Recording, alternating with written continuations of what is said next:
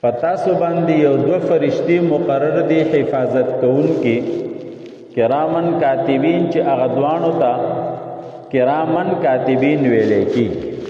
نو کرامن کاتبین مطلب دا دی چې یو دو عزتمند فرشتي دای سره دي د لیکلو د پاره.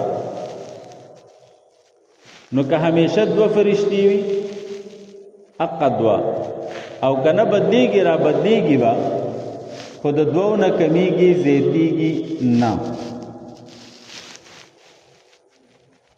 کاتبین معنا دادا چې ستاسو نیک او بد اعمال چې دي نو هغه لیکي محفوظ کوي.